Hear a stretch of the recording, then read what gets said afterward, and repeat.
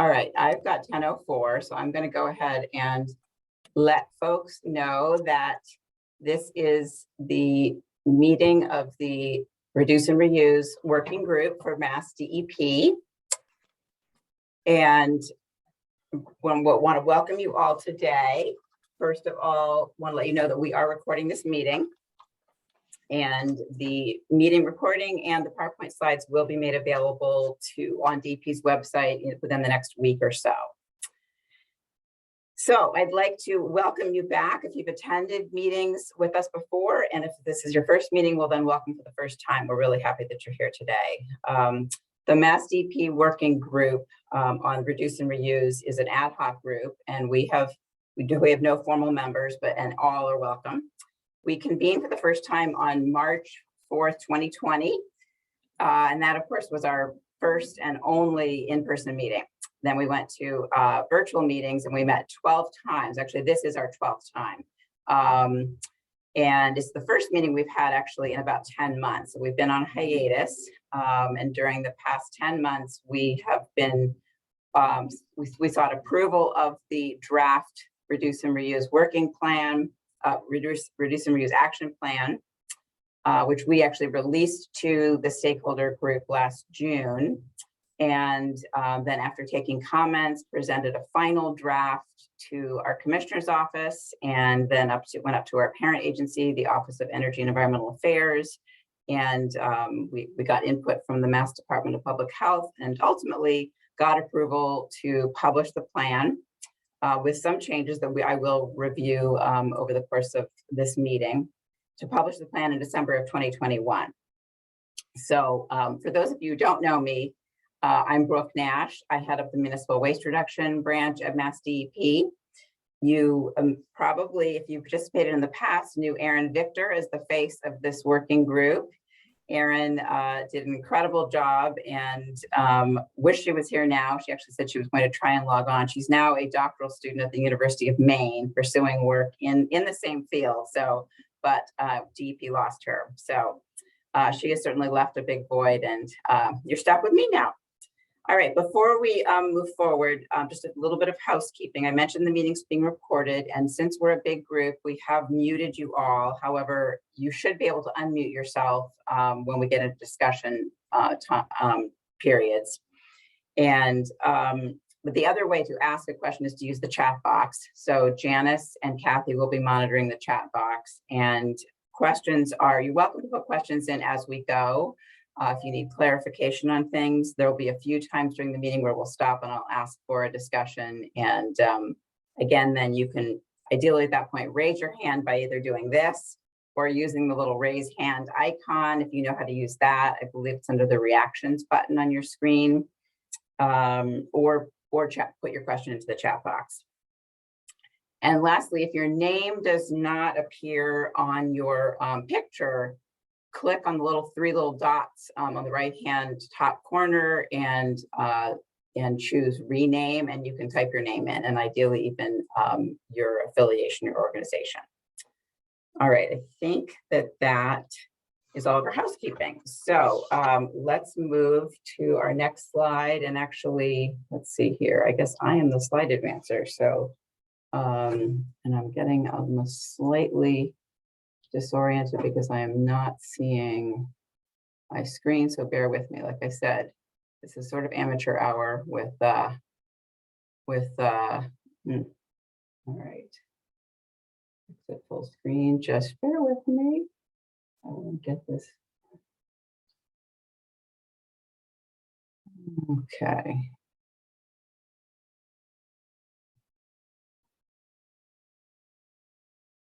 Yeah, I was really hoping to get the slides on my main computer, but I'm not doing that. Okay, so you should be looking at the slide that says agenda now, and we are going to spend about 40 minutes talking about what's in the final plan. I promise it will be quick, discussing our next steps, and I want to give you some updates on progress because we have been busy since we last were together in June.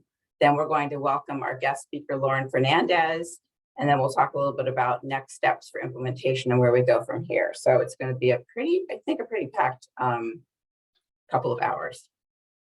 Okay, so just to remind folks that if you want to find the final Reduce and Reuse Action Plan, it is on MassDEP's website. You can use this horrible link, or you can do what I always do when I'm trying to find a document on our website, and that is to simply type into your browser. I usually use Google MassDEP and a few keywords. So if you do MassDEP Reduce and Reuse Action Plan, you're guaranteed to find it. It's navigating our website is not for the faint of heart. And Kathy, I think we'll put that link in the chat box as well. Okay, so want to remind folks sort of how we got here. We started out by doing some deep dives into key material streams. And this was something that we sort of debated about. How do you go about organizing, and how do we talk about this work and try and create a coherent path forward. So we started with doing deep dives into key material streams that represent great areas of need and where we think that there's great potential for increased reuse and reduction, repair, and salvage. So, and you can see those here on the screen. And then we also examined sort of some overarching topics, such as how to create a culture of reuse, share, repair, and how repair networks and legislation can support this. So we did actually separate meetings on those three topics. And then we identified barriers and challenges to advancing our work in these areas. And that was, we came up with a lot of them. That was informative. Next, we did, after a brainstorming at a couple of meetings where we came up with almost 100 different strategies, Erin really took the lead on this, but we consolidated and grouped these strategies into categories or levers. And that sort of is how the framework of our plan. So you can see those here, the 7 levers or categories, which sort of just, and they're not perfect. There are certainly some strategies that you could put into more than one of these categories. There are crossover areas, but we think it's a pretty useful way of sort of thinking about how we're tackling our work. Then we moved into our stakeholder input process, and that was, as I mentioned, last June when we met and reviewed the plan and took input at the meeting, and then invited people to submit written comments up until July 15th. And we received comments from 17 people, a lot of them very substantive. And we reviewed those comments and prepared a document that summarizes the comments received and our responses to them. And that's, I've included the URL here where you can find those. It's in the same place as the Reduce and Reuse Action Plan on our website. Again, Googling it is the best way to find it. And then we sent it to our commissioner's office and up the chain for review. Again, it went all the way up to our parent office, the Executive Office of Energy and Environmental Affairs. We also got comments from the Mass Department of Public Health, which were very helpful. And the good news is that 95% of the draft plan was approved. What was cut, and it's not surprising, is sections of the legislative portion of it. And so we're going to take a look at those changes. So legislation, again, the point of this stakeholder group was to invite any and all viewpoints. For those of you who have worked with MassDEP for a number of years, you probably know that we don't advance legislation as an agency. When asked, we respond to requests from the legislature, but we are not proactive in this regard at all. And that has been the case since I joined MassDEP back in 1995.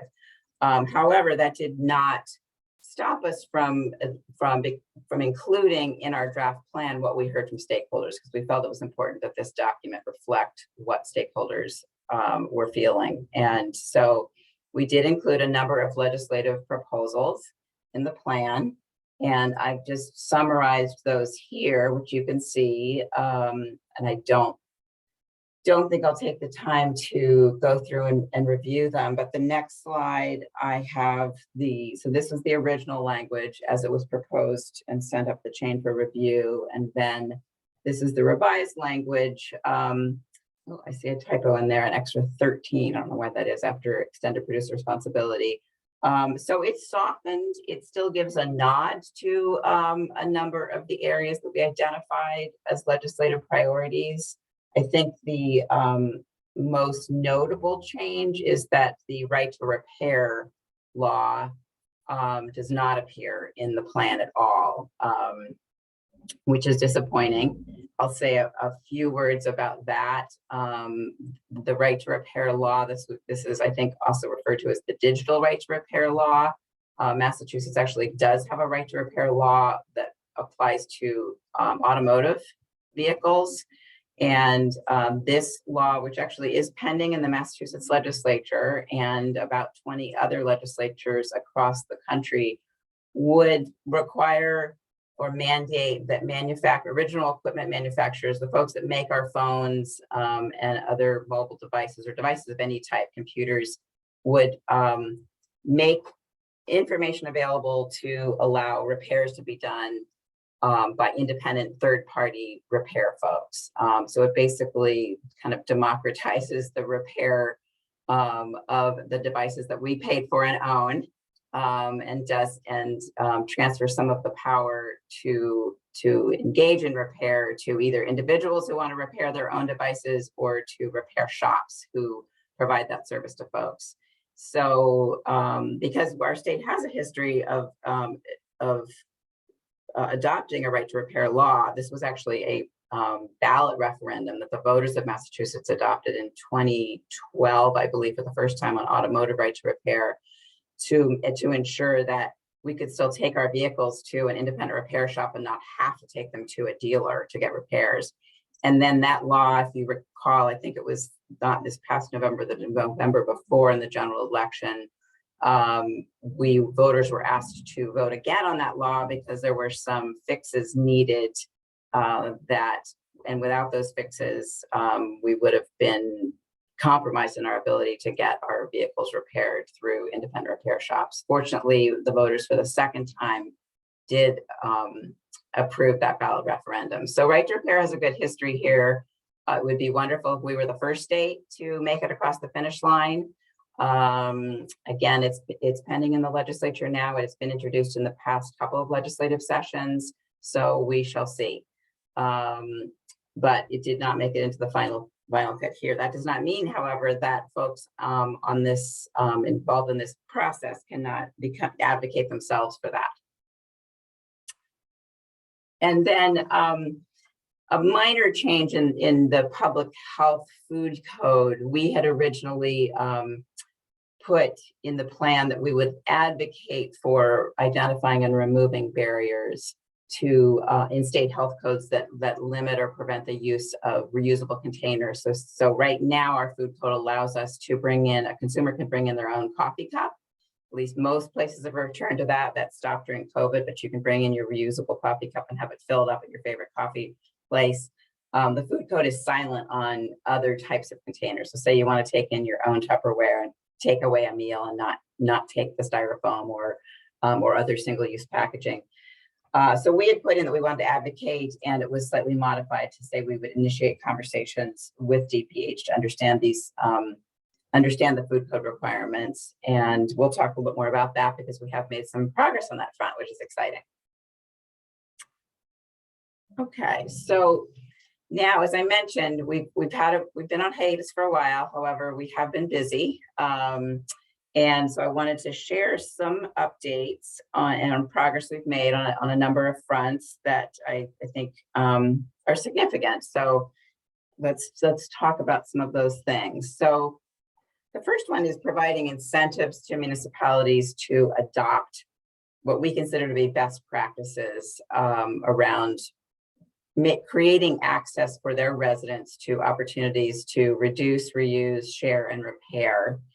And we do this through a program called the Recycling Dividends Program. It's MassDEP's largest grant to support municipal recycling and waste reduction. We give out about $3.3 million every year. We usually have about 260 or 270 out of our 351 cities and towns that make it into the program because they have to demonstrate that they've earned the the points to get into the program. And essentially, it rewards communities for implementing best practices across a number of categories. So we have a category on organics. We have a category on household hazardous waste and access to those programs. We have a category on education and outreach. We also have a category on reuse, which we introduced a couple of years ago, but we expanded the number of best practice items this year. And this application, actually, it's an annual application that just opened April 13th. Communities will be applying up until June 15th, and then we review applications and then send out checks in the fall to communities, depending on the number of programs they've implemented and the number of points they've earned, point-based systems. So this is a consolidated list, but it covers everything that now appears under the reuse category. So it's not a one-size-fits-all. Communities can choose. And they can earn as many as 26 or 27 points. All they need is 1 point to get in. So we also made that change too. We used to have a minimum number of points required, and we eliminated that criteria this year to make it a more open program, and to get communities that are maybe not as far along on their waste reduction initiatives into the program. So we're waiting to see if we are absolutely inundated. If we get 300 or more applications in June, well, we'll know that lowering the minimum point criteria worked.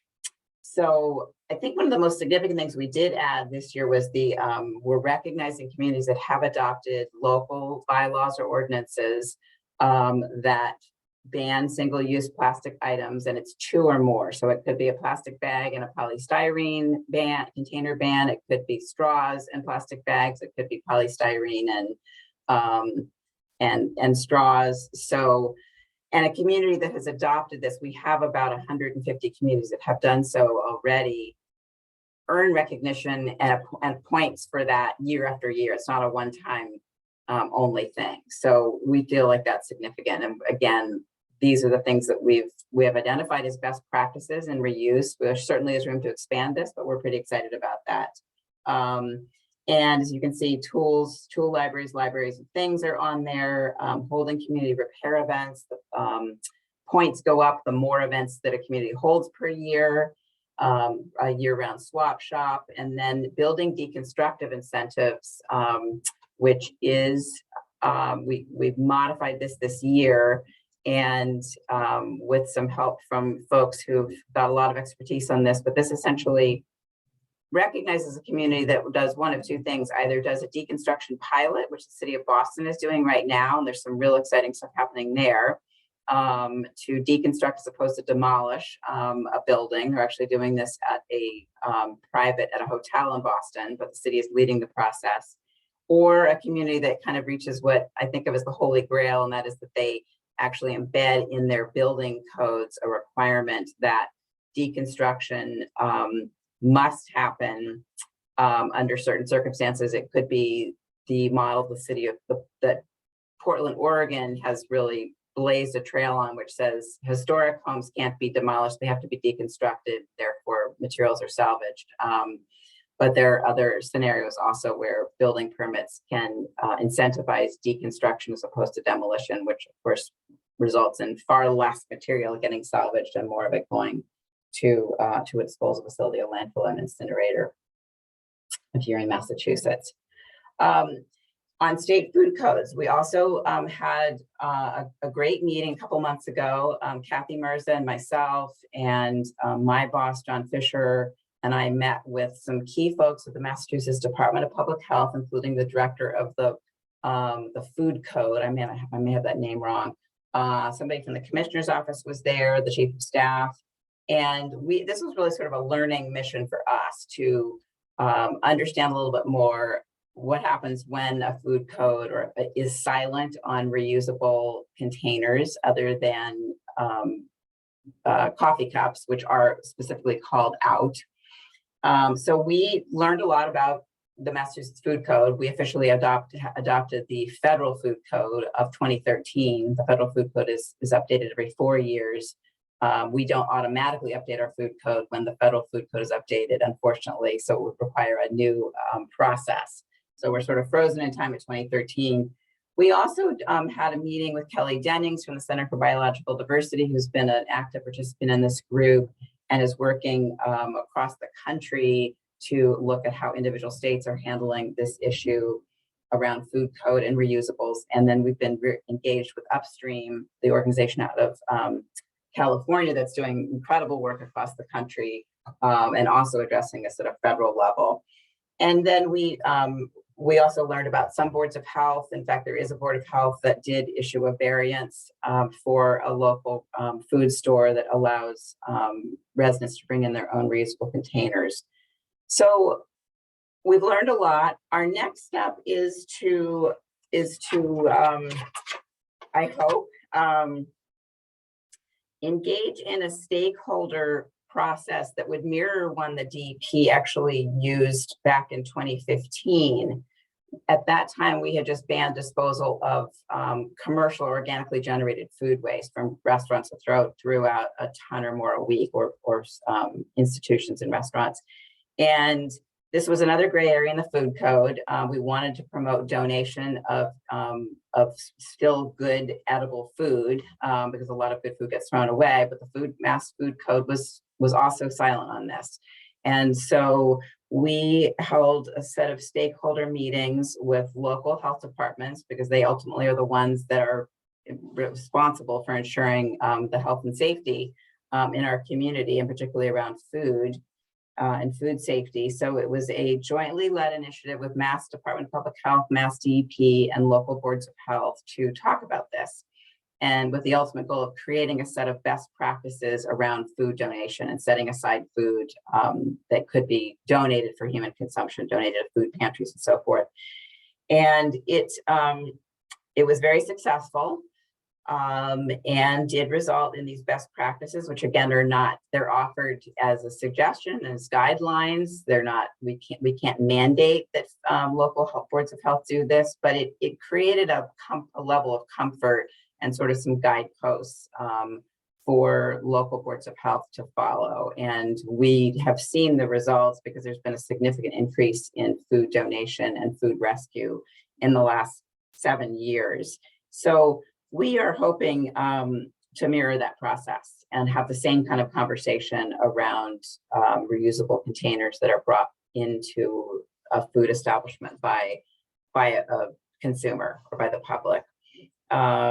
So stay tuned on that. We're hopeful that we can carve out the time. I'm thinking probably realistically it would start next fall. We would probably engage the help and services of one of our partner organizations, the Center for Ecotechnology, who runs our Recycling Works in Massachusetts program. It's assistance for businesses and institutions to do that with us. So we would have to work that into their work plan. So, but we have a good model, and so we think this would be a useful approach. Also wanted to mention that we have officially adopted new waste disposal bans. Massachusetts is a waistband state. Waistbands are regulations that prohibit the disposal of items that are recyclable and that have markets to be recycled. And we've had waistbands since the early 90s. The first waistband in Massachusetts was leaf and yard waste back in 1991. So it really is the sole tool or hammer that we have as a state to impact waste diversion and recycling and composting programs. So we won't go into the whole long list of things, but it's a lot of the core recyclables, and mattresses and box springs, as well as textiles, are now going to be banned from disposal under our regulations effective November 1st, 2022. And then in addition, our ban on commercial food waste, which has been at 1 ton per week. So if you are a generator of and throw out or generate 1 ton or more food waste a week, you had to set up a composting program or donate food or a combination thereof. We're now lowering that threshold to 1/2 a ton, which will mean a lot of smaller food establishments would need to set up diversion programs. So, hey, Brooke, yeah, can I just interrupt real quick? please. Did you hit record? Yes, I did. Okay, great. I just got a question about it, and then I started to worry. Thank you. I'm pretty sure. Let's see. Can I check that? I wonder if I can check that. Say it's recording, Brooke. Yes, It I can says see it. recording. Yes. Okay, terrific, great. And it's what we've already seen since we've officially announced the dates of these the new waistbands. We've already seen expansion and actually new businesses coming to Massachusetts in both the textile and mattress management sectors. So this is what a waistband, in fact, is intended to do is when a regulation dictates that material can no longer go to disposal facilities, it has to be separated for recycling and reuse. It guarantees a stream of separated materials, which signals to the marketplace that there are business opportunities to manage that material in the non-traditional way, and that being recycling or reuse. So we are seeing that happen. We've got new mattress recyclers opening their door that have opened their doors, and some pretty significant expansion in textile recovery capacity. And then another area I'll mention is school waste reduction. So one of our municipal assistance coordinators, I don't know if she's on the call, but Gail Garin Soder. I said, I might have gotten that backwards. Gail was recently married. I apologize. There was a name change. Gail had been hearing of many different folks who are working in the schools, whether they're parents who are working in their children's schools or staff that are working on school recycling programs, and decided to form a new work group. And it's just taken off like wildfire. She is working on this with Julia Green, another one of our municipal assistance coordinators. It's open to anybody in the Commonwealth, and it's called Green Sword, School Waste Reduction and Diversion. They have created some sub-working groups that you can see, institutionalizing school recycling and waste reduction policies, because often in schools, a program is only as strong as the champion at the school. And when that champion leaves, whether it might be a parent or a teacher or sometimes an administrator, often the program then ceases to operate. So by institutionalizing policies around this, we would ideally see some longevity in programs. And then an active group on transitioning from single use to reusables, going back to the future with dishwashers, and also a group working on school composting. So if you are interested or know of anybody who's interested and wants to participate and share ideas and resources with others that are working in their schools, this is K through 12, public and private, you should email Gail. Her email address is there, gbernard@beverlyma.gov. And she will set you up. It's a Google group, and she's created sub-Google groups and a Google Drive sharing site. So this group is just rocking and rolling. It's really great. I'm hoping that we will replicate that when we get to the point in our meeting today where we talk about forming sub-working groups to implement the Reduce and Reuse Action Plan. So it's a great model. And shout out to Gail for spearheading that, and Julia. And then just lastly, you may have heard about this at previous meetings, but I wanted to just give a quick snapshot of what we've been doing. We've been busy with our MicroGrant Rewards grant program. These are grants specifically for initiatives that focus on reduce, reuse, share, and repair. So no recycling, no composting. It has to be in this sector of reduce, reuse, share, repair. They're up to $5,000 a piece, so small grants. And they're open to nonprofits, municipalities, institutions, including schools and colleges.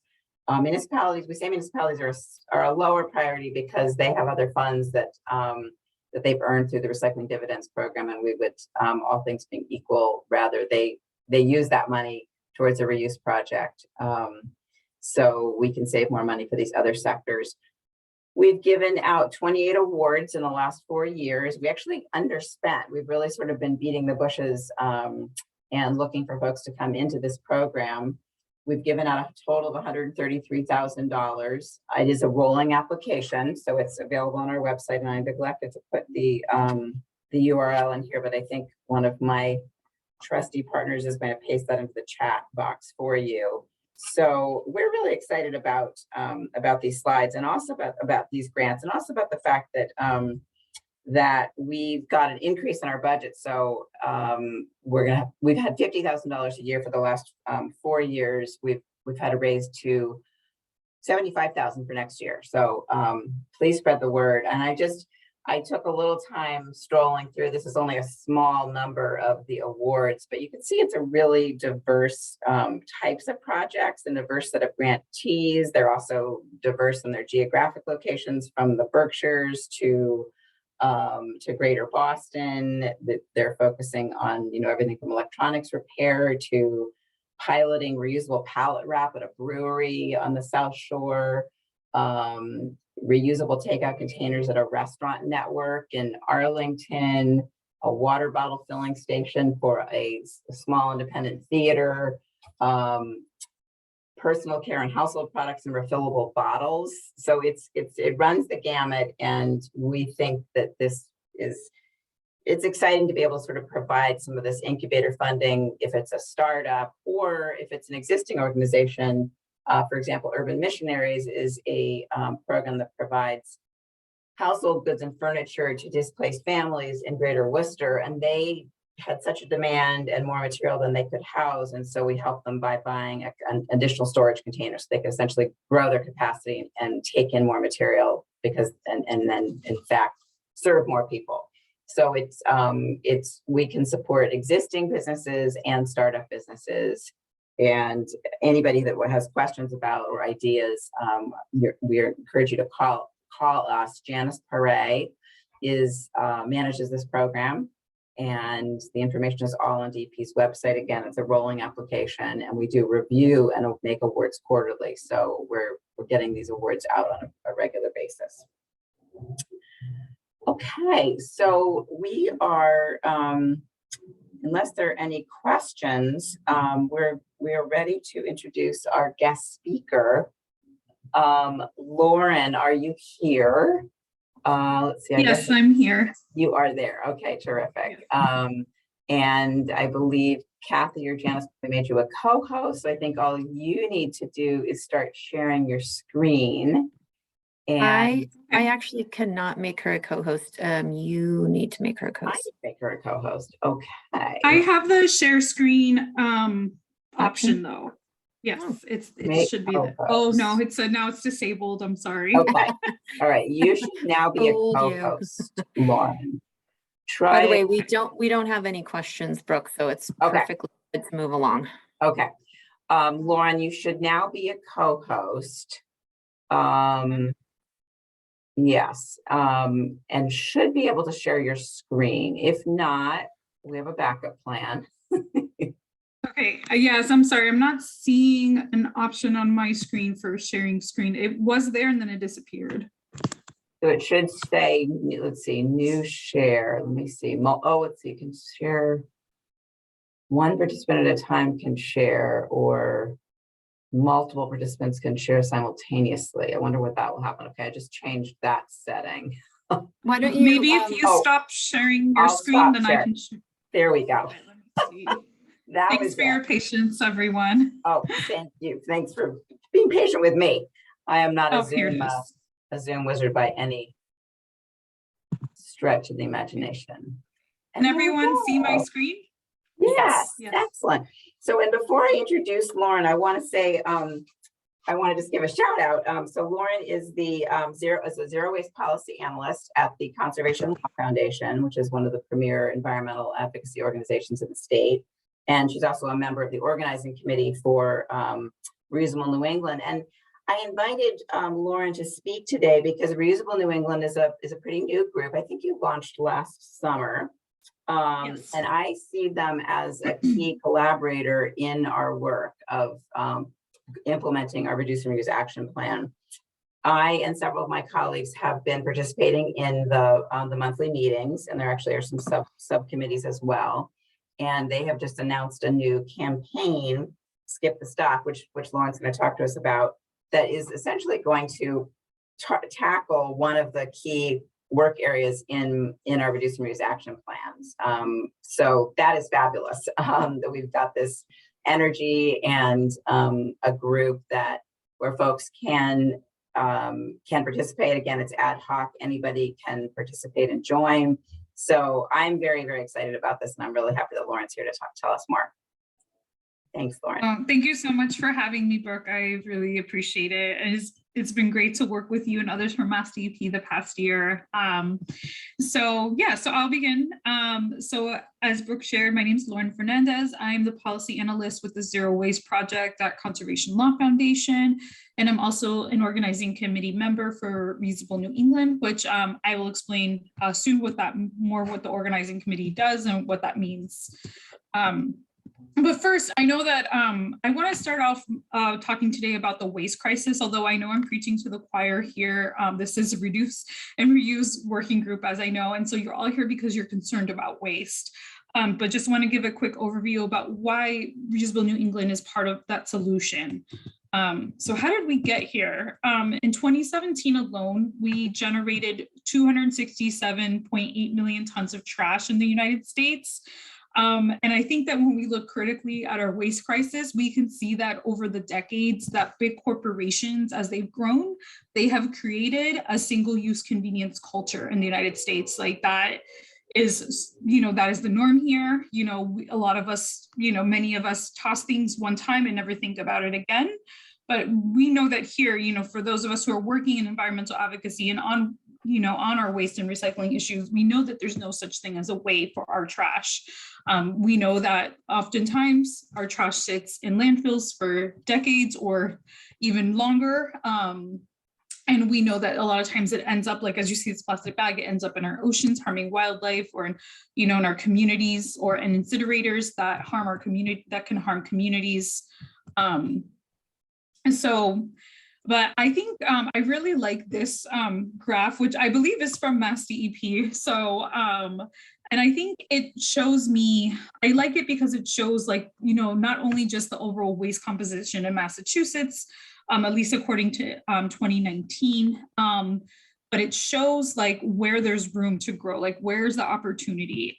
So I know that the bar at the bottom is cutting off some of the graph, but as you can see, plastics, it actually is 16% of our overall waste composition in Massachusetts. And you think about what could replace that plastic to reduce our waste if you're just looking at this piece of the pie alone. So I think when I look at this, I look at where are the opportunities for growth and for waste reduction. And though I love recycling and I'm an avid recycler, and I will always encourage folks to recycle, and I will always advocate for the most efficient recycling programs I know to exist right now. I think that alone is not enough. Many of you have probably heard the statistic that only 9% of plastics have ever been recycled. We know that's been a very well-known statistic that's been thrown around in a lot of environmental circles the past few years and in the media. But we know, unfortunately, many single-use plastics are just not recyclable. A lot of us, we don't have a choice. When we go to the grocery store, we can't control that our strawberries come in these plastic clamshells, or that when we go get us a nice coffee at the drive-through at Dunkin', it's usually going to come in a plastic, single-use plastic cup that will probably not end up recycled either. And we don't have a lot of choice in like changing that or finding a better option. A lot of times those options that are more sustainable are often very not accessible to most people. And I think one thing that I want to focus on in our waste is really just talking about the problem of plastic pollution, because plastic pollutes at every stage of its life cycle. So plastics are made from fossil fuels. So when we have to frack for that out of the environment, send it to a refinery, and then where it ends up, plastic usually ends up not recycled. It usually ends up in a landfill, just sitting there for decades or even longer. It ends up as litter in our oceans, our waterways. Even recycling, though it has its place and it's good, that's also very water and energy intensive. And unfortunately, most of it's thrown away after one use. So I always will support policy that reduces plastic production, but I also want to talk about like, what do we do after that? Like, what do we do if we're supporting a single-use plastic ban? And that's where Reusable New England comes in. So as Brooke shared, we are a reuse coalition, and we have been working in partnership with Upstream since the start. So around this time last year, a couple of my colleagues and I from Conservation Law Foundation began working with Miriam Gordon, who's one of in leadership of Upstream. For anyone not familiar with Upstream, they are a national thought leader, a national leader in reuse policy. They're based all throughout the country, and they have helped launch several reusable coalitions that have done really successful and amazing things. So Reusable New England officially launched last summer. We have been virtual this whole time, actually. So we have a really great group, but most of us have still not even ever met each other in person, not only because of COVID, but because we are so spread out across New England. But even virtually, we have managed to create a really wonderful group of people. I would say on average, we have about 20 to 25 active members from various sectors. So we have folks who are business owners. We have mothers, who are concerned about what kind of planet am I leaving to my children in the future, that are part of various zero waste groups, or other sustainability focused groups around Massachusetts and New England. We also have folks like Brooke and Kathy and Janice and other folks from MassDEP who are involved, who bring their perspective and work experience at the government level. We have folks who work for cities and towns. So it's a really diverse group of folks, and lots of collective sharing and learning from each other. So it's we definitely have been learning a lot together. A little bit about our organizational structure, because we are very much in the infancy of Reusable New England still, but a few months ago, we finally had our organizing committee set. So an organizing committee acts as, similar to something like a steering committee or an advisory board. So we lead Reusable New England together. There are 4 of us that have committed more time to meeting monthly and making sure the organization stays afloat. So I should also state we're not an official 501c3 or in that stage. Right now, we are completely all volunteer and, giving our time, to making sure that Reusable New England stays afloat and continues to form and grow. We also have 4 subcommittees. So for folks who have the capacity to give a little bit more time to helping form the organization or the coalition, we have 4 subcommittees focused on policy, business, marketing and communications, and public outreach. Each member of the organizing committee is part of helping lead one of these subcommittees until but we would love to keep handing off leadership to folks, so I think that's a big value too in our organization. In the coalition is that we want others to feel, ownership and leadership over the coalition as well. But we also have general membership, that people can be part of. So, if you don't have the capacity to be in one of the subcommittees or an organizing committee member, folks are always welcome to get involved in lower commitment ways and, be part of our general membership meetings every month on Zoom. And so we are normalizing reusables. That's one of the goals of Reusable New England. But why reusables? And what do I mean when I say reusable? Because I realize that for a lot of folks, this can mean lots of really different things, So when I say reusables, I mean, materials, so cups, plates, utensils, containers, anything you could really think of, bags, things that are made out of stainless steel, ceramics, glass, when it comes to bags that are made out of cloth, so we're really looking for what's safer for human health and what's more sustainable for the environment. And also thinking about reusables save money, not only for us as, an individual, I think about how much money I have saved over the years by just having a reusable water bottle, a stainless steel reusable water bottle, how many times I have not had to stop and buy a plastic water bottle, which I'm sure many of you have experienced as well. But we also want businesses to understand how this switching to reusables can save them a lot of money and resources. But this is more than a single-use ban. That's not what we mean when we mean by reusables. And like I said, I think single-use bans, that's something we support and we know have their place, because we want to reduce waste, like we want to tackle this problem from its roots. And a lot of that is not making single-use plastics in the first place, you know, and realizing that many of us don't have an actual need for single-use plastics. I also want to say, as like an able-bodied person, I do understand and support that in a lot of cases there are needs for single-use plastics. And, you know, I think that's a whole other issue, but that's something that we support and understand as well, especially for things like, you know, single-use straws or cups that people are dependent on. You know, we don't want to do away with those entirely, because we know that people are truly dependent on that for their well-being and to live every day. But for the most of us, we don't actually need single-use plastics. So as we support something like maybe a single-use ban on plastic bags or a single-use ban on water bottles, you know, what are we actually replacing that with? Because oftentimes what happens is, you know, for example, where I live in Attleboro, I know that a lot of polystyrene has just been banned from restaurants.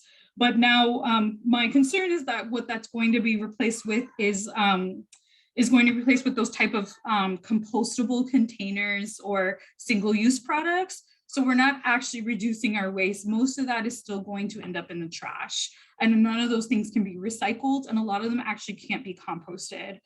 We've also seen different studies come out that unfortunately a lot of these sometimes you know, single-use items that are labeled compostable have actually had PFAS in them. So I think we also have to think about toxicity, you know, what kind of chemicals are in our products and our single-use products as well, and how is that impacting human health. I think that's something really important that we can't ignore as we're advocating for reuse. So oh, I have somebody needing to be admitted. I'll just submit them if that's okay. It's just showing up on my screen here. But you know, our goal again in the long run is to implement reuse as the norm. So I want to go into a few examples of what reuse policy looks like.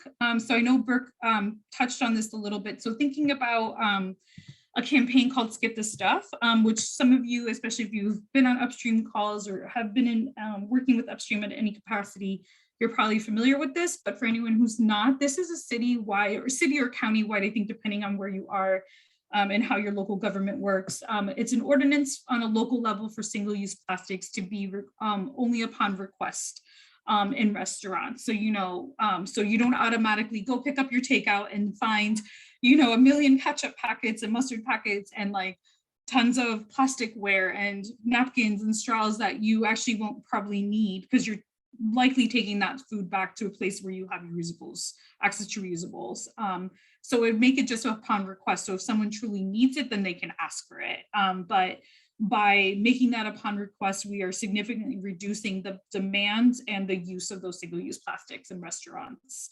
And so we've seen this ordinance pass in a few places around the US, including Los Angeles County, which I think is around 10 million people. So you think about the great impact and reach that that has on reducing our waste, and even that one part of the country.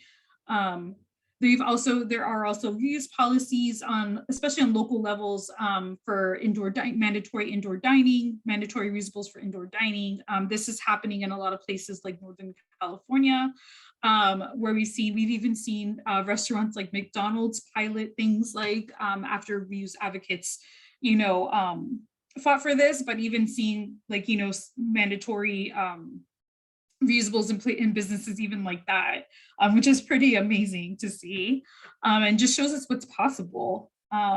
There's also reuse policy around in schools, college campuses, and workplaces that folks are working on across the country, you know, to do things like have, you know, reusable takeout containers available, and, you know, college dining halls or in schools.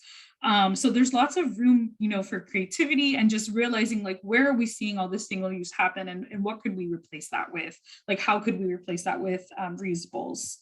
And then also, as Brooke touched on earlier, you know, we'd love, you know, there's a lot of advocacy for changes to state food codes. That's something we're trying to figure out in Massachusetts, like how can we be part of that, you know, because right now, at least in Massachusetts, we know that it's perfectly legal for you to take like your coffee tumbler. So if you go to Dunkin', I did this the other day, you can go get an oat milk latte filled up in your tumbler. You know, you just keep the lid, you know, for sanitary reasons so that the barista doesn't touch that.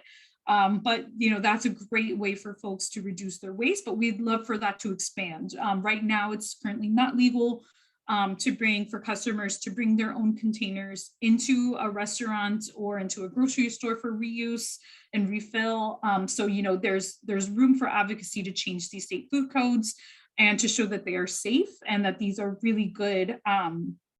This is a really good move forward as we address our waste crisis. And I also, a huge part of making reuse happen is through business. So startups that would make reuse easier and more accessible to more people. You know, we're seeing this happen in Massachusetts, especially in the Boston area, from coffee cups, takeout containers, pizza delivery boxes. One example some of you may be familiar with is the Useful Cup Collective, who they have partnered with various coffee shops around the area in the greater Boston area. And so what they do is that customers can opt in to get a reusable tumbler or coffee cup through Useful, and then they have a way to bring it back. Either they can bring it back to the coffee shop later, or they actually have different like drop-off points throughout the city where people can leave their cups in there, which I think is really amazing, because if you do forget your tumbler, this just makes reuse more accessible for someone who could participate in a program like that, or who would be going to get coffee anyway. I wanted to share too, so going back to Reusable New England specifically, these are some of the local reuse efforts that we're trying to work on. So Reusable New England, the way we view ourselves is that we are a hub of resources and support for reuse advocacy in the region. We know that folks have limited time and are often involved in lots of really great initiatives. So we are doing our best to create things like fact sheets that people could take to a local business about, you know, why should this business consider switching to reusables? So we're trying to work to make those type of resources and available to folks, you know, or to offer our expertise and our knowledge to folks around reuse advocacy. Something that we're planning to participate in and encouraging our members to do is World Refill Day, which is on June 16th, which is coming up quicker than I think so many of us realize, especially for me. But so we are going to be doing something called a Reusable Blitz. So this is actually a campaign Upstream started. So it's great that we can use a lot of, you know, their resources that they've already created. So what we'll be doing is asking folks to go, you know, to a local business that they love and to talk to them about like the benefits of reuse. And then also going to businesses that they know are ready, you know, that they're already have already implemented reusables, and celebrating those businesses online, because we want to amplify those businesses and support them. And we want to encourage other businesses to get on board with that as well. So we're going to be doing that on and around June 16th as well. And then we are also hoping to get a Skip the Stuff campaign off the ground eventually, or maybe more than one Skip the Stuff campaign. Are still looking for some folks to take that on.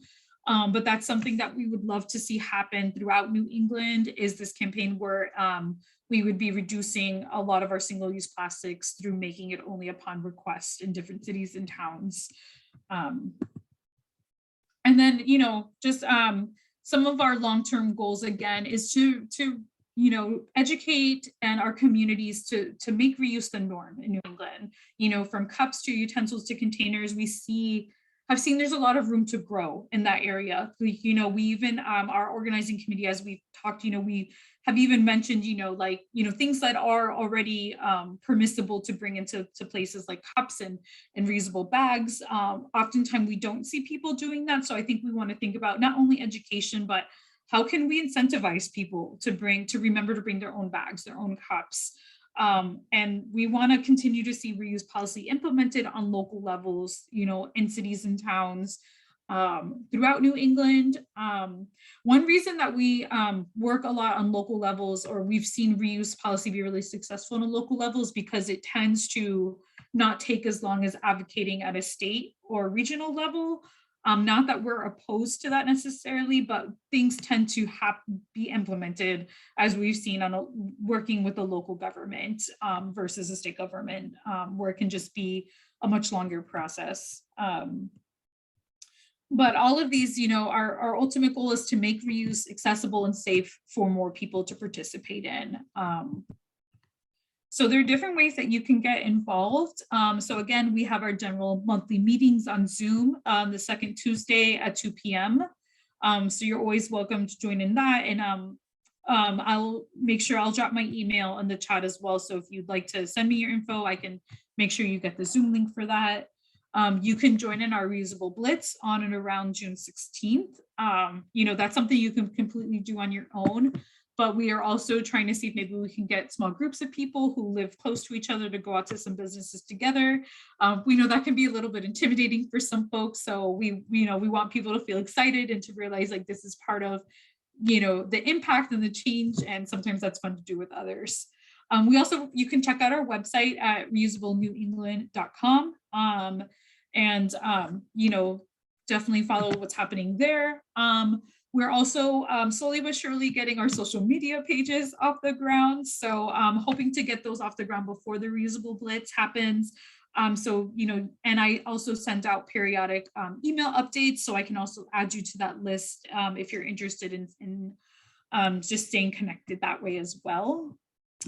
But again, if you have questions, I'm definitely open to talking. You can contact me. That's my email address. And again, I'll drop that in the chat once I stop sharing my screen, and we'll also share the Reusable New England links as well.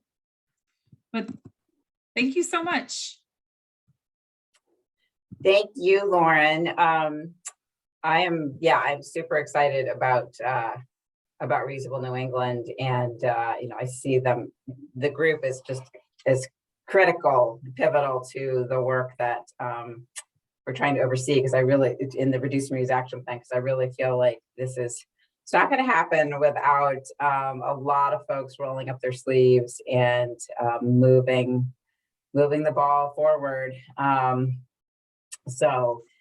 want to invite folks now to unmute themselves and ask questions if you want to directly of Lauren. I see the chat box has been pretty active. There's some suggestions in there, but if anybody wants to just unmute themselves, feel free to do so. If you want to raise your hand, that's fine as well, and Janice or Kathy will call on you. Give folks a second to figure out. Somebody who had a question about Mass Law Code. It was Margie Gassell, and I'm just wondering if maybe she wants to unmute herself to ask her question. Maybe that's a little bit more of a discussion. Okay, I just wanted to confirm if I understood that correctly, that it would be illegal for an individual to bring their own reusables into a restaurant. So it is a gray area. The Massachusetts Food Code, which is identical to the federal food code, at least as far as this issue of reusables, it's actually silent on it. So it doesn't say it's illegal and it doesn't say it's okay.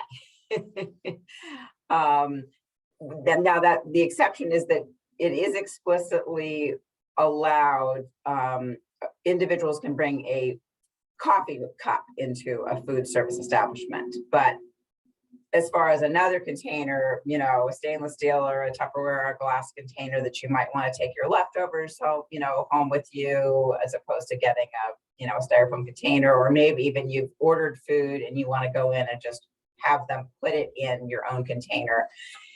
It's neither. It's silent, which is better than it's illegal. So our starting point is that. And the town of Concord, their Board of Health actually did issue a variance to a natural food store called Deborah's Natural. And I do want to take a minute at the end of this to just have a moment of silence for Deborah Stark, who was the owner of Deborah's Natural, but she sadly passed away last week very suddenly. But anyway, Deborah was a real fighter for this. She went to her local board of health and they issued a variance to allow her customers to bring their own containers in. And the town of Plymouth, Massachusetts, they had a very progressive health director who several years ago issued a guidance in the form of a memorandum to food service establishments in Plymouth saying, we encourage you to consider allowing your customers to bring their own containers in. So there is some room here for change to happen. Thank you, Lauren, for posting about Deborah. Does that help? It helps, but I still wonder, is a restaurant or food establishment allowed to refuse a coffee cup? That's a good question. And that now we're getting into an area that, yeah, I don't feel equipped to answer that question. Lauren, do you know? Well, I was going to say, we did have, thankfully, this is the benefit of being part of an organization like CLF, is we had a BU law student last fall who you had the time, she did her practicum with CLF and committed many hours. So basically what she did was research like what is permissible in all 6 New England states. And I can share she gave us permission to share her PowerPoint. So she broke it down really well. But the thing is, I think, so it's like, what it seems like is coffee cups are permissible. Like that should not be a problem, going into in any of the 6 New England states. But yeah, and a lot of states, it's just not clear. Like it's not yes, but it's not no. So it's like if you brought your own container for takeout, you very well could be refused, or if you tried to go fill up your own container with bulk, you probably, would probably not be allowed in a grocery store in Massachusetts, it seems. So, but Yeah. It's confusing because a lot of it is not clear in a lot of the states. So I think, I'm like, if a BU law student is having trouble understanding this, then I'm like, I don't know. I was like, that was the best way she broke it down for us, but I can send that along if you want to share that later with folks, because I know it was really helpful for me to look at her research. And I see we have some helpful links being posted that Petros, who's another micro-grantee for Good Filling, his business that provides personal care and household products and refillable bottles and containers, which is amazing. He just posted another link for a resource for sort of the state of food code. So yeah, and I don't know the question of, I know during the pandemic that, coffee shops said, no, we won't take your reusable cup. We will not refill your reusable cup. And many have started allowing that again. But I don't know whether they would be within their legal rights to refuse to fill your reusable coffee cup, even though the food code says it's okay. I did note that I will confess to using the Starbucks app because it's just so convenient when I'm downtown. And they just announced that they have a point system, a reward system or customer loyalty system that you now get 25 points for every time you bring in your reusable cup.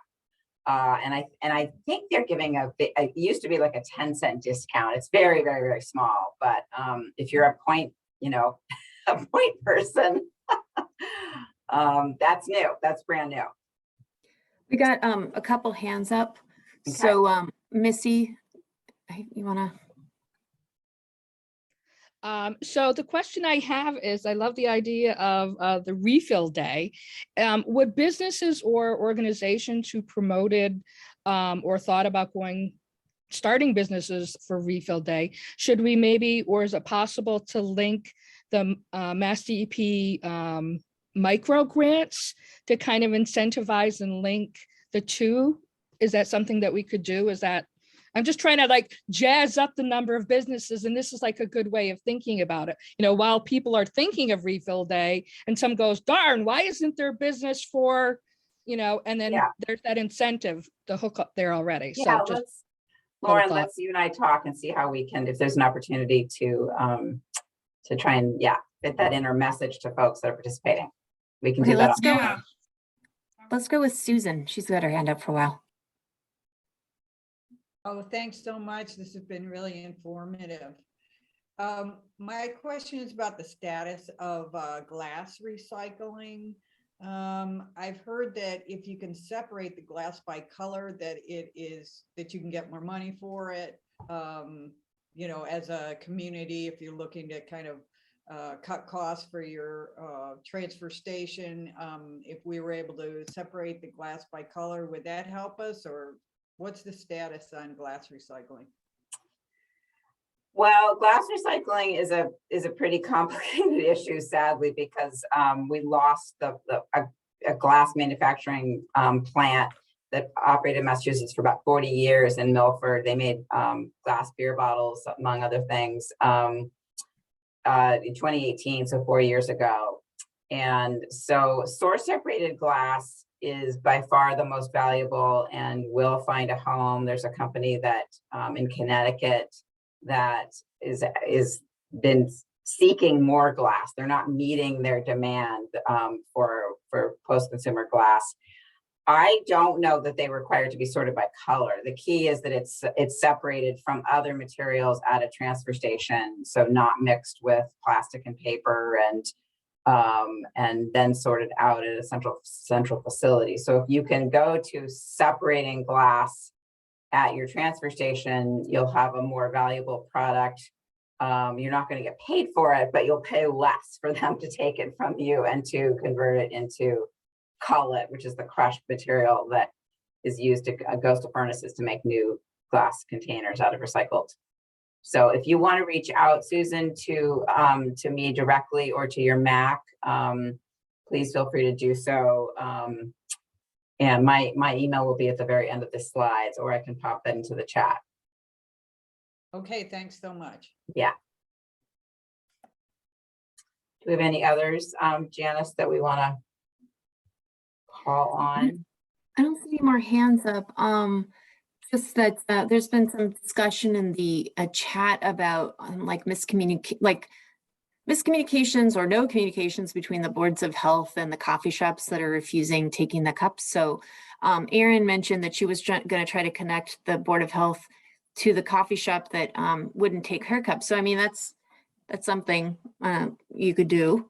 You know, just make them aware of each other. Because I think the Board of Health could be better about, you know, getting this information out. Yeah. Yeah. I'm not seeing anybody else. Sorry, did somebody have something to say? I just wanted to mention about the boards of health. One of the things I've learned, I think, along this path with Brooke and Lauren is that there's discretion in individual health departments across the state. It's not necessarily uniform at this point. So that's part of the challenge and part of what we're trying to get our hands around, so that customers could go from a restaurant in one town or another and have the same opportunity available to them. And that's not necessarily the case right now. Some communities allow it. There's more opportunity for it than others. So I agree, education is part of it. And also, you know, I think a deeper understanding from the health departments, because they rely on the state food code, which is based on the federal food code. So there are multiple pieces of this. Thank you, Kathy. And that's exactly what the objective would be if we, in fact, can form the stakeholder group with Mass Department of Public Health. And we would definitely include other stakeholders, Lauren, like Conservation Law Foundation and Reusable New England in those meetings, as well as local health officials, to sort of create a set of best practices and maybe normalize it a little bit. So again, it wouldn't be mandating that health boards do this, but it's creating an understanding and hearing their concerns, because health officials are charged with very serious, you know, with enforcing very serious rules and regulations to protect public health. And that's what we learned in the process when we created the best practices for separating good food that can be donated. It is possible to do it, but the public health concerns around food safety needed to be aired and discussed, shared, and then sort of a group a consensus came around about, okay, if you're going to separate food, here are some best practices to follow. So creating more comfort and better understanding, and sort of a platform then that would then make the health boards that are maybe on the fence or leaning towards it but feeling uncertain, they don't want to go in uncharted waters, if they had a best practices document to refer to that have been created by their peers and with input from the two state agencies, we think that would go a long way. Ideally, we'd see massive reform, and maybe we will at some point in the federal food code, and we would get Massachusetts to adopt that federal food code when passed. So we've got sort of the long view and then the more shorter term opportunities. So there's a question in the chat from Marissa, and I'm just thinking, Marissa, do you want to go ahead and unmute yourself if you can? Sure. Go ahead. So I guess I'm just trying to understand and process. And so there are in other places, I can think of New York City, there's some company that does a reusable to-go container program where they maybe wash the containers and then they provide them to the restaurants. And so based on this conversation about the food code, does that mean that it would not be possible in the state of Massachusetts to do a program like that? I don't believe that. I think the answer to that is it is possible. I think we're talking about two different things, Marissa, but it is a good question, because there are organization groups like this. One I know of is Dishcraft, which I think operates in the Washington, D.C. area. And I know there's one in New York. I would love to see one come here. But again, it's essentially, think of it like a linen service. You need clean linens, whether it's for tablecloths or napkins or whatever it is, or uniforms. And so you have a company that you outsource it. They deliver your clean linens, and they wash your dirty linens. And so that kind of model seems to be taking off in a number of parts of the country. Okay. And this is Reusable, which is one of our grantees. Okay. And I just recently heard from a woman in Martha's Vineyard that started a little startup. She couldn't be here today, but called Island Eats. And she's looking at the same thing, reusable dishware provided to restaurants that want to buy in and participate. So that's another fantastic model that would really institutionalize it. And from what the data and information I've seen from upstream, and Lauren, you've probably done some work on this too, that it can be affordable. In fact, it can even save a business money. Instead of buying all the stuff that gets, that has a lifespan of, anywhere from a couple of minutes to, maybe an hour to get the food into a container and to a customer. Instead, they're eliminating that cost and going with a reusable system. So I also just learned about, I was going to share this slide, I can put it in the chat box, about a group called Perpetual that is seeking partners, bringing reuse to city scale. I've emailed them. They're based in Florida, but their sort of call for partners doesn't say that it's geographically limited. And they are looking at doing the same thing. They're looking for cities that are a population of 50 to 120,000 people. I'm just reading off of their website.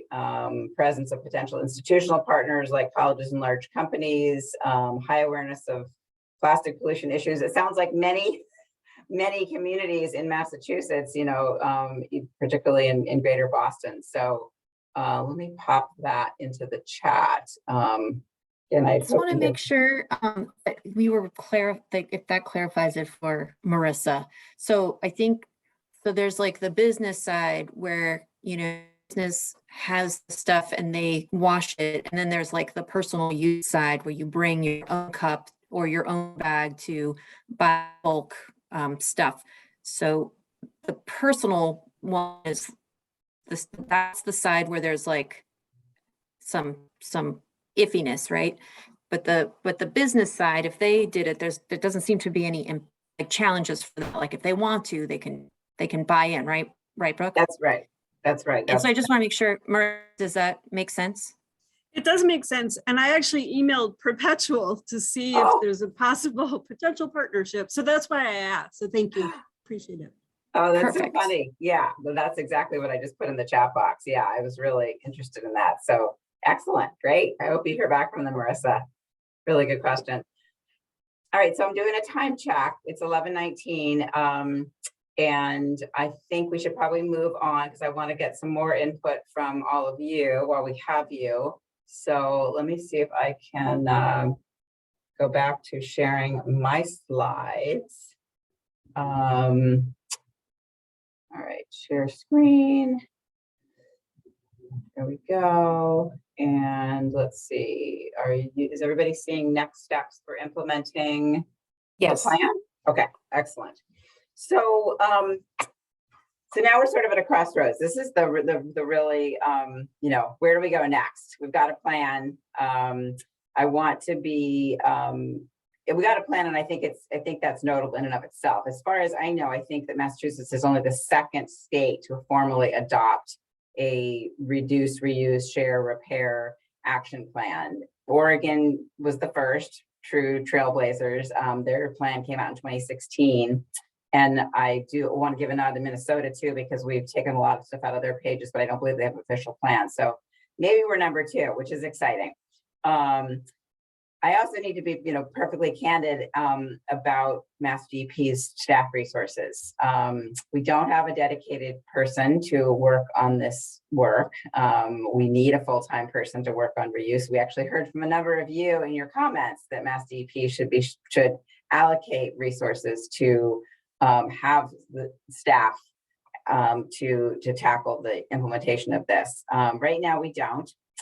So you're looking at me part-time, very part-time, a little bit of Kathy's time, a little bit of Janice's time, really just to maintain what we've been doing.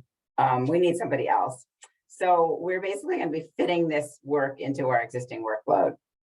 And that's, you know, there's some of us in Boston and some of us out in the regions through our network of regional coordinators. But that's where you all come in. And you know, that's the reason that we call this a working group. You all have worked hard to get us to the point we are now. And we're counting on you to help, you know, to continue to work on the implementation.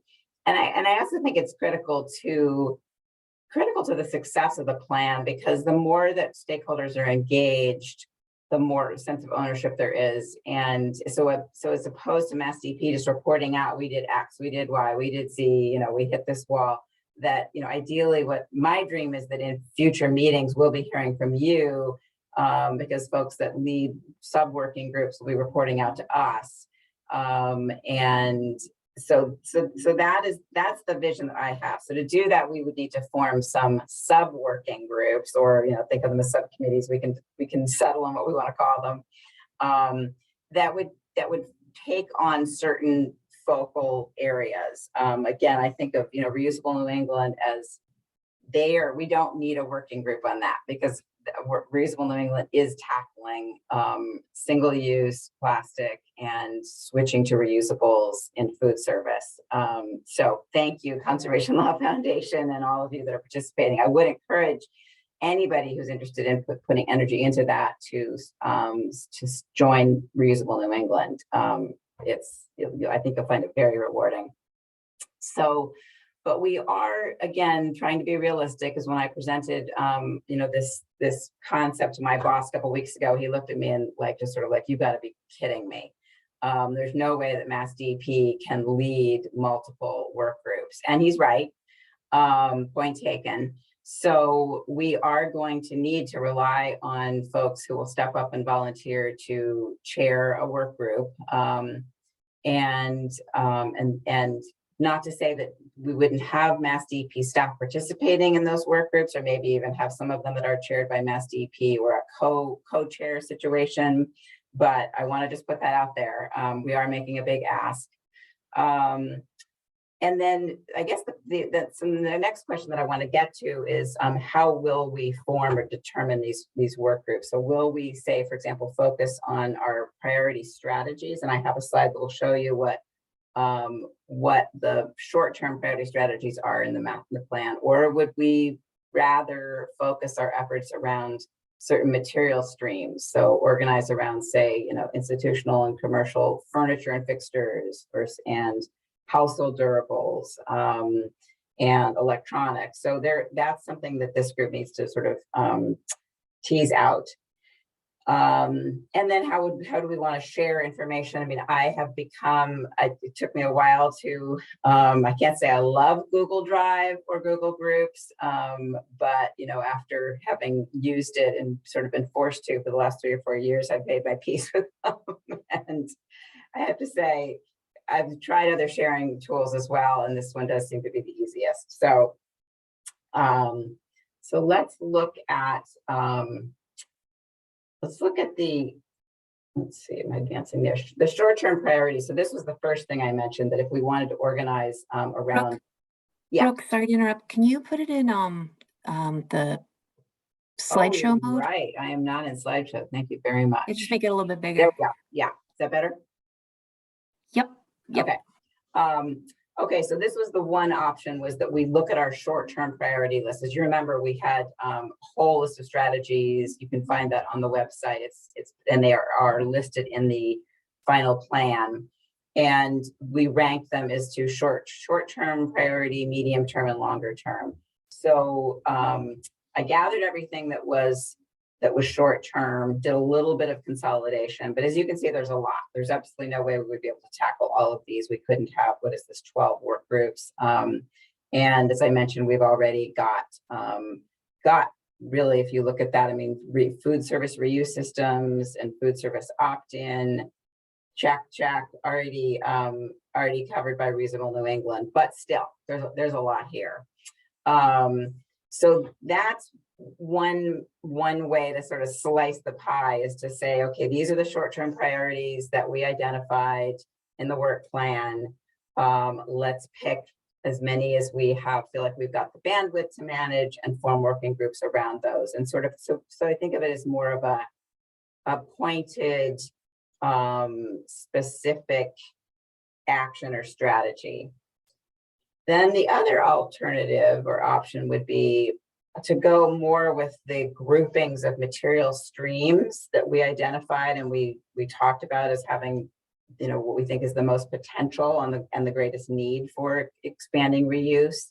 So those are listed here. I did add on the bottom, they don't quite fit into that material segment, but I feel like they're important, and we did discuss them during our planning phase, is expanding the capacity of our reduce, reuse, and share programs. So tool libraries, fix-it and clinics and repair cafes, swap shops, that sort of thing. So growing that access, and then the education outreach to the general public, this what we call building a culture of reduce, reuse, repair, share. So that's another way to slice the pie. And I know this is a lot to throw at folks, and I think we're not going to make a decision today, but I am interested in hearing from people about their thoughts on that. And I actually did, just to do a quick poll, I did create a poll with just a simple yes or no. Would you be interested, I think is how I phrased it. And I'm wondering if Janice or Kathy can pull up that poll. It's the other one, not on guest speakers, but the second one. No, sorry, I did not put these in order. There you go, forming subcommittees. Okay, so are you interested in serving on a focus area subcommittee that would meet separately? So let's go ahead and see how people are feeling today. And not sure is a fine answer as well. Wow, this is fun. We can see it live, looks like.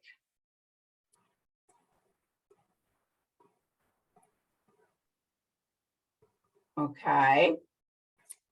Looks like you've got about 71% responded. Give another moment or two.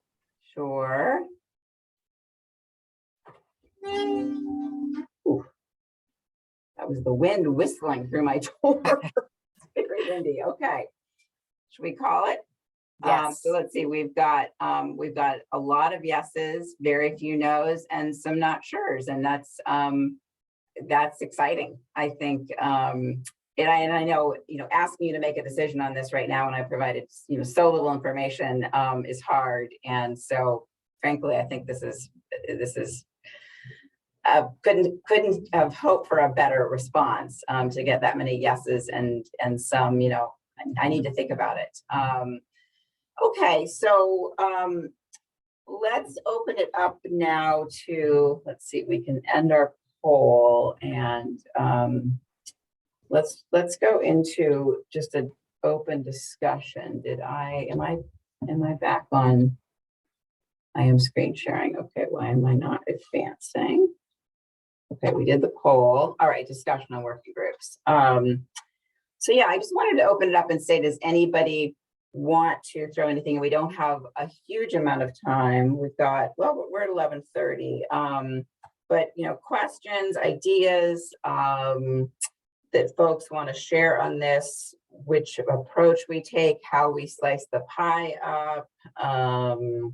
Do you want to put this for a separate meeting? I did have one thought, was that we could create a survey using Google form, which I would not be preparing myself because I've never used Google form, but luckily I have some wonderful coworkers who could do that, so that we could really sort of try to flesh out a little more the proposal that we're making to you and get more specific feedback. Part of that I would think would be to prioritize and see where people want to put their energy. So ask people to say, pick three, if you had to pick three, or prioritize the work areas, and see if we can find a consensus on both which emphasis, or which way, I'm calling it slice the pie, and then within those two groups, so whether it's the priority short-term strategies versus the kind of levers and material streams, and then we could go from there. Also to get people's feeling on using and comfort with using Google Groups, and using Google Groups and Google Drive. So do we have anybody who wants to jump in and share their thoughts?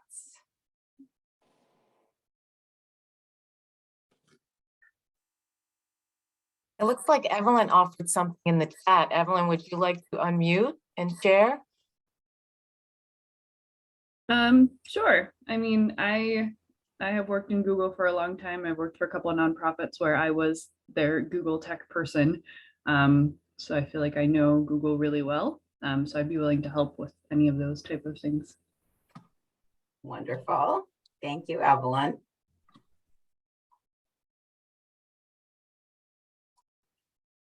Anything else in the chat? Anybody else who wants to unmute themselves? Yeah, Brooke, it's Pam Howland. Hi, Pam. Hi. I've been focused on reuse of wood for quite a long time there. I was wondering if there are folks in this group who would like to join in a discussion of deconstruction that that NERC is having, a Northeast Recycling Council.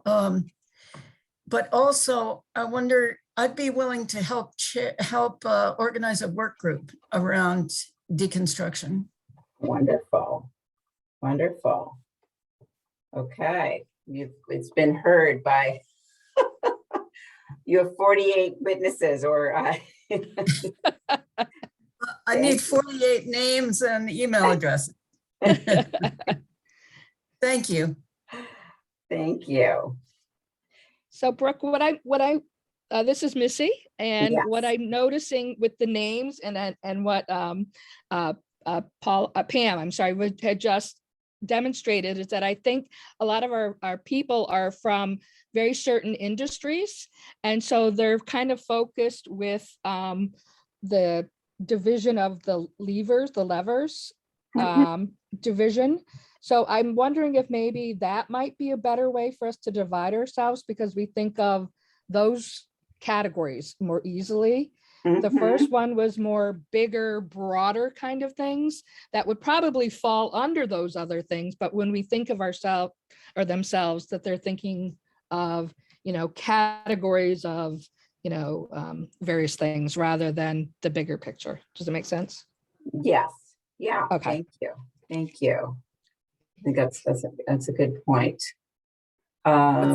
Great, we're seeing 2 people in the chat already raise their hands to be part of the con work group. So Van Du from MAPC and Deb Beatty Mel as well. So Pam, you've already got 3 people in the con group, which is great. That's fantastic. One of the things I just want to be aware of is that we can, by separating ourselves into specific task groups, we sometimes can end up in silos that are not power building. And so I just want to look for opportunities to interconnect with especially community health effects of recycling and also the workforce development aspect. Yeah, excellent point. That is one of the most exciting things about reuse is it's really the intersection of so many different social, economic, environmental, public health, right? Yes, yes. It touches all of those things. So yeah, I feel like I've got a gold mine with your group and all the work that you've been doing, Brooke and Kathy and Janice. well, It's really neat. Thanks for reminding us too of that. Yeah, of that important cutting across of multiple set interests. Is Mary Ann Remolidor on the call? I think she was earlier from the Northeast Recycling Council. She had to jump off, actually. Okay.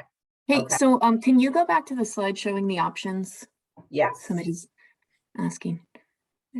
Is it possible, Pam raised a really good issue, is that, whatever we come up with, that we kind of have a rubric that we, that we have certain things that we're always looking within there, that they're DEI issues, that they're, environmental justice issues, that, certain, that we're not leaving certain people or communities behind when we're looking at these things.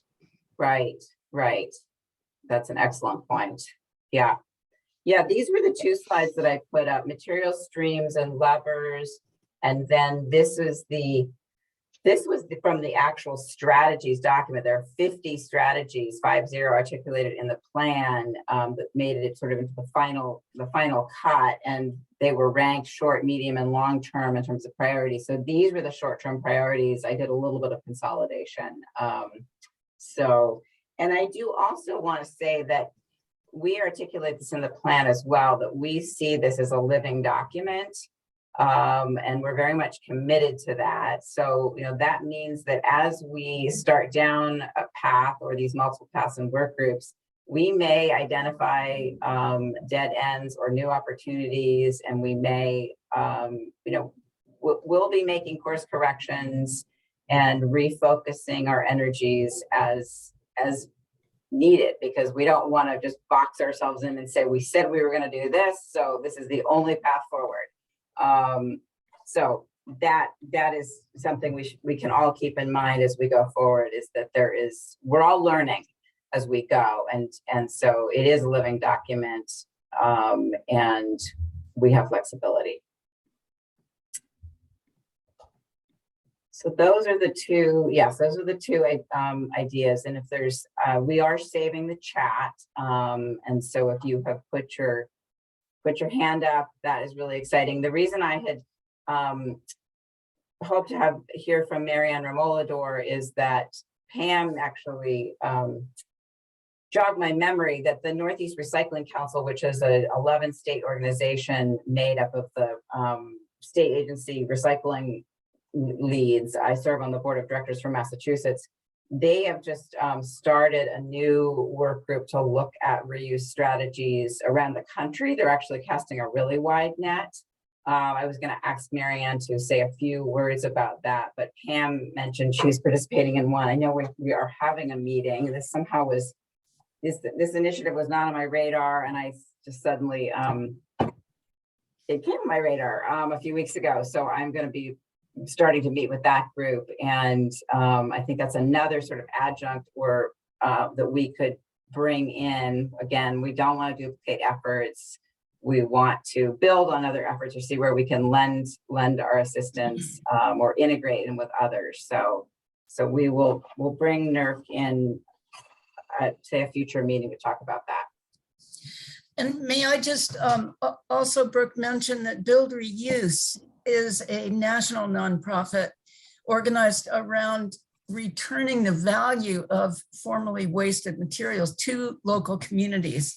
And so we're, there are several Portland, Oregon folks, San Antonio folks, Atlanta, and other areas of Chicago and Detroit that are also involved in Build Reuse. And we once a year have a conference that brings all of these national efforts together around reuse, deconstruction, but also wood reuse. Right. Yeah. Well, and it sounds like what I'd like to do is invite Susan Casino from the City of Boston's Environment Department to talk at a future meeting about the work that they're doing around deconstruction. They're working with the Historic Preservation Commission, and they've selected a number of buildings. One of them is actually up and running. The RFP has been issued to invite the organizations that can reclaim and salvage materials to do a walkthrough. So I don't, Susan, if she doesn't know about build reuse, then hopefully she will soon, because I think Boston is really starting to yeah, it sounds get involved. And then I will mention also that Brookline is working with the Metropolitan Area Planning Council on the same issue at looking, and we have Van Dew on the call, who is with MAPC, working with the town of Brookline. They got a grant from MAPC to look at deconstruction. So we have some pretty exciting little initiatives that are starting here. So so I think, let's see, let me refresh my memory here on, so we did our poll, we did our discussion. I want to be cognizant of people's times. We have about 20 minutes left. We can certainly keep discussing, but I also wanted to get a few other sort of nuts and bolts out there. So question is meeting schedule. We didn't exactly commit to a meeting schedule. At one point, I think I recall saying we would meet quarterly. Erin was on the call, but she had to jump off to take care of a sick child. So she might have remembered, but, and then I think we said at some places we meet periodically. I know, we can all get meetinged out. And so finding the right interval is important. I've thrown out quarterly as with the thought that sub-work groups would be meeting maybe more in between, and then we could have report outs at our full meeting from our working groups. And I also want to throw out another idea, and that is that there's so much really exciting stuff happening all around the Commonwealth on reuse, including, I put up the slide of even just, that was only a partial listing of our MicroGrant recipients. And I'm wondering if folks would be interested in having a guest speaker, say devoting maybe a half an hour of a 2-hour meeting every quarter to doing sort of a deep dive and hearing from a reuse innovator. Could be a MicroGrant recipient. It could be another organization. There certainly is there's so much going on. Every time I learn about something, I sort of add that to the list. So I do have a poll on whether folks would be interested in that. And then, the thought that maybe we would create a Google form or some sort of survey instrument that we would send out to folks to get more feedback, I think probably makes sense as one of our next steps. So let's do, let's do our poll. It's the guest speaker poll. Kathy, if you can find that one, because I'm just curious if folks think that's a good idea. So would you like to see guest speakers on innovative reuse initiatives at future meetings? You got it. I just wanted to make sure you could see it. Great. Thank you. Good. Looks like yes is leading. Unanimous. Oh, maybe just one that. Okay, all right.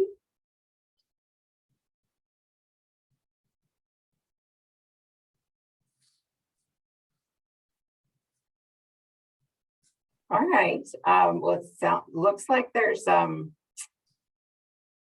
pretty resounding interest in that. I would certainly we'd make sure, and we could take suggestions for guest speakers.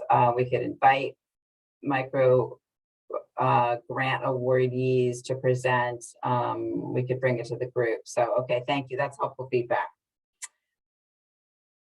So if there's not more discussion now, I guess my wrap up was I had a few things I wanted to share as well with the group so that we can end by noon. So why don't I just take a couple minutes to go through those, and this person might make a good guest speaker. Let's see here. I guess we have to close that. Okay. So one of our very own in our backyard organizations is the Great Exchange. And if you haven't heard about Great Exchange, you're going to want to after hearing this. So Donna Neely, who is on the call, this has been her brainchild, her baby. So it's under her leadership through the Devens Eco-Efficiency Center, which is out in Devens, Massachusetts, that she launched the program. I'm going to guess it feels like it's been 20 years, Donna, but you can correct me if I'm wrong. MassDEP did grant some funds to, a while ago during the startup phase, and Donna sent me and some others in the network a fantastic article that USA Today is running in all of their news network. They visited the Great Exchange and wrote a really, really wonderful article about what's happening at Devens. So Devens was an old U.S. Army base. It was closed in 1996, I think, and converted into an industrial park. And it ranges from biopharmaceutical companies to there's a actual film studio there. There's, I think I read the largest lettuce grower in New England is housed there. So it's a very diverse industrial park and some residences. And Donna being housed there right in Devens at the Devens Enterprise Commission just saw vast amounts of waste going out the back end of these businesses. And so decided something had to be done about it. She named it the Great Exchange, and it's grown by leaps and bounds to the point that they now, I think, have 2 locations at Devens, one with furniture and one, what you're looking at here is basically, I mean, it's like the Home Depot of reused and surplus and donated or unwanted goods. And these goods are distributed to teachers, to after-school programs, theater arts groups, schools, even municipalities, really anybody that can come in and shop at the Great Exchange. And what they're getting is oftentimes new things that were literally, it was, if Donna wasn't standing between the back end of the dumpster, they would have gone to the landfill and incinerator. She captured them, and they're selling them for 50% or less of retail price. So it's everything from beautiful office furniture. I haven't been out there in a couple of years, but when I was there a few years ago, I mean, incredible office furniture to office supplies, things to be used in craft programs, constructing sets for theater arts programs, you name it. It's really exciting. And just a few examples of some of their clients. I took this right out of the article, but Becker College in Worcester closed last year. And so Donna was able to take in furnitures and supplies from this college. You can imagine how many things they were giving away. There was a toy store, Learning Express toy store that closed, and the Great Exchange took 10 van loads of brand new toy samples. Otherwise would have gone to the trash. And healthcare provider Reliant Medical closed 18 of its offices a few years ago. And so again, that was used furniture and supplies that they no longer needed. And again, the default is usually the dumpster.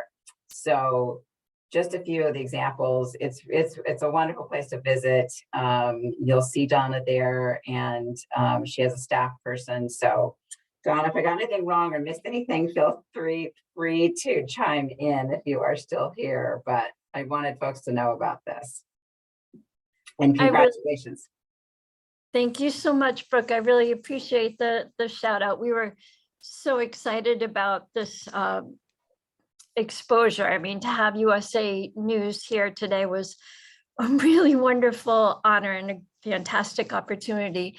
So you are correct that it's pretty close to 20 years. I think I'm up to 18. Wow. And I just put in the chat that when we first started the Great Exchange, we had a total of 30 items that were available, and we now have over 600 types of inventory categories. So we've grown.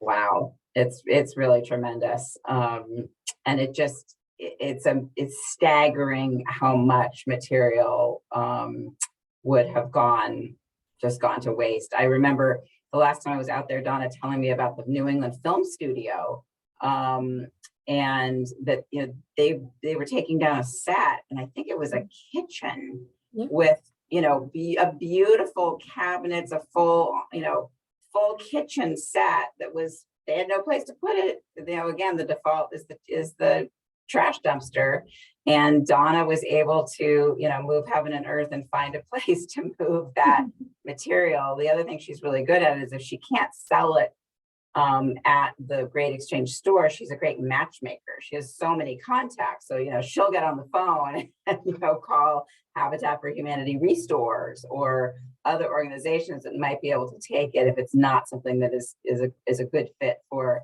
the Great Exchange stores and warehouse. So anyway, it's just a wonderful example of how a champion like Donna can really make a lasting difference. So thank you, Donna. And congratulations on the great coverage. This was another interesting thing I wanted to share, was that Yelp now has eco-friendly attributes. So when you're reviewing your favorite restaurant, or if you read like I do, I'm gluten-free, not by choice. So I'm constantly looking at Yelp to see if there are gluten-free options, but you can now rate on a bunch of different criteria, environmental criteria, eco criteria, including is bring your own container allowed, is plastic-free packaging available, and do they provide reusable tableware at the business or the restaurant. So just kind of a fun thing to be aware of. And then again, I learned about this through an email, I think from Upstream, just a few days ago, but this is a free webinar. It's part of Circular City Week, which is happening next week in New York City. This conference was not on my radar until very recently. I think this is the third or fourth year, but there are groups around the country that are doing free webinars, sort of linking up or piggybacking on Circular City Week. And so this looked like an interesting one. Our friends from Upstream will be on the panel, but yeah, how to scale, scale reuse systems. So you can sign up. I already did. And let's see, I will need to put a link for you in that, because that won't do any good in this slide there. Let me see if I can get that link for you. And so that brings us to the end, but I want to talk a little bit about staying connected. So I want to remind folks that we do have a Google group. It's called the Mass Reduce and Reuse Network, which Aaron set up. We have about 110 members, but very few infrequent postings. It functions just like a listserv. If you've been on, remember the old-fashioned listserv. It's an email address. I just keep it in my address book. And if I find something I want to post, I just send the email and it posts and it goes to all the members. if you are, if you want to set up your, on the receiving end so that you get a digest, we're not at that point where we have multiple posts per day, but if you wanted, I'm on listservs like the MassGrant Network, which is incredibly active, and my inbox will be pinging all day long. So I set it to get a digest, so I get, you know, the 7 or 8 conversations that happen during the day. So I want to encourage people to use this resource to share information, to ask for information. There's also a recycling Google group that's very, very active in Massachusetts. It's been operating for decades. And, you know, you'll see posts like, I'm looking to write an ordinance on this topic or adopt a school recycling policy. Anybody got samples, you know, or examples, and then there'll be, you know, 10 or 15 responses. So it's a way to seek information and ask for help by posting to that, as well as share information like, hey, I learned about a great webinar, or I found a business that, you know, is using reusables. So I would encourage people to use it. I've put down the email for joining it. It's not a moderated group. The only thing we will do is we admit you. So you just send an email and we get a reminder somebody wants to join, and we'll just accept you into it. So no moderator, which means we all need to be respectful about what we're posting, but it is there and is a great resource. And I would encourage folks to, you know, let's make it into something that we can really use. I would envision that when we have these sub-working groups, we may be using, we may want to create separate Google groups for each one of those topics. So one on deconstruction and building materials, for example. So I will leave you with that encouragement to start connecting with your fellow reuse advocates. And I want to close with a remembrance of Deborah Stark, who I don't know whether Deborah actually made it to any of the meetings, but she was a true leader, just really a light and a beacon. We had just awarded Deborah a micro grant. Janice had been on the phone with her just the week before last. Since the late, I believe since the mid 80s, she's run a natural foods store in West Concord, Massachusetts. And I read, the Boston Globe did a wonderful piece. There was also a wonderful piece in WBUR's Cognoscenti page, but she was a true leader and community builder. And she wanted her customers, most recently what she had taken on was getting permission or getting sanctioned by the Concord Board of Health to allow her customers to bring in their own containers, to fill them up with bulk goods, to take away one of her delicious soups that she made daily or other foods there. So she really, I mean, she led a battle. She had, I think I read over 300 people wrote to the Concord Board of Health. This happened, obviously unfolded over a couple of years, and she succeeded. She was a beloved member of her community in Concord and beyond. And her very sudden death was just devastating to her community, and the reuse movement has lost a great advocate. So I just wanted to acknowledge Deborah and the wonderful work she did, and I hope that we all can carry on and carry her spirit forward. So we'll close with that, unless there's anything else people want to contribute. We're actually 3 minutes early. So I really appreciate you all joining us today and for sticking with us. And you'll be hearing from us soon with the poll to ask more questions. And I am excited. We've got lots of work to do, but we've got a fantastic group and great minds here. So thank you all. Enjoy the rest of your day. Thank you, everyone.